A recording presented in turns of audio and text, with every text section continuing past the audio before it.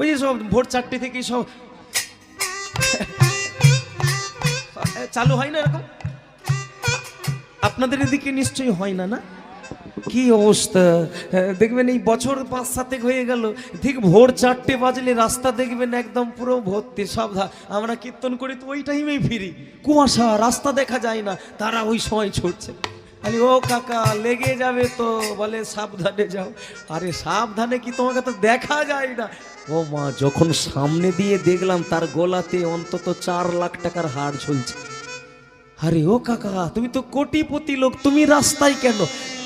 বলে ডাক্তার বলে দিয়েছে 600 সুগার, ছুটলে বেঁচে থাকবো, নইলে মরে যাবো। আরে ডাক্তার বলেছে বলে তুমি লেগে পড়বে? আরে 500 বছর আগে তো মহাপ্রভু বলেছিল রাস্তায় নামতে, তখন কোথায় ছিল? দেখুন, মহাপ্রভুকে ভরসা নেই, কিন্তু ডাক্তার বলেছে বলে এই সকালবেলায় এখন একটা টেন্ডেন্সি চলছে, একদম মানুষ চালু করে দেয় সকালবেলা, একদম ছুটছে। আজও ঠিক তাই, 2 জন পথচারী ছুটতে ছুটতে ছুটতে ছুটতে সে পুরীধামের সেই বকুল গাছের কাছ দিয়ে যখন পাস হচ্ছে, তখন দেখে বকুল গাছের তলায় মাধব শুয়ে আছে, তার মাথা গড়াতে সোনার থালা। কি সর্বনাশ! আরে থালা এখানে কেন?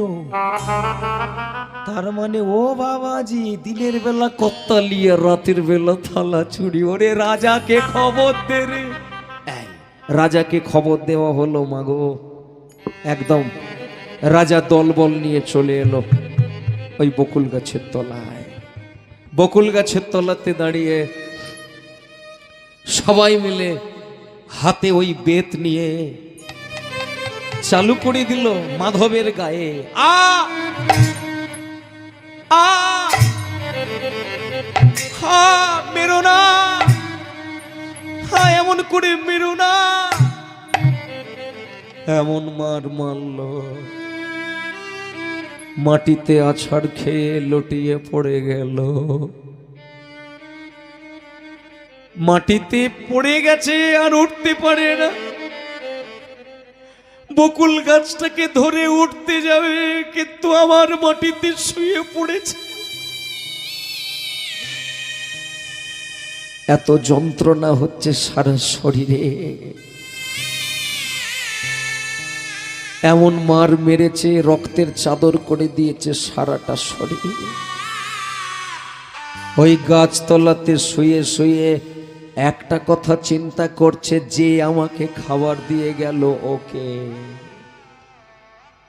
যারা আমাকে মারতে এসেছিল ওরা কার লোক? আমি কি চিনি না বন্ধু? আমি কি জানি না ওটা কার কাজ? তোর কাজ। খাবার খাওয়ালি, খেতে পাইনি তো তাই খাওয়ালি। আবার খাবার খেতে দিয়ে এমন করে মার খাওয়ালি, এমন করে মার খাওয়ালি বন্ধু। এমন করে তুই আমাকে মারতে পারলি। তোর নাম করেছি, একটু হরি নাম কীর্তন করেছি বলে তুই এমন করে মারলি বন্ধু। তোকে আমি ছাড়বো না, এই লাঠি আমার তোলা আছে।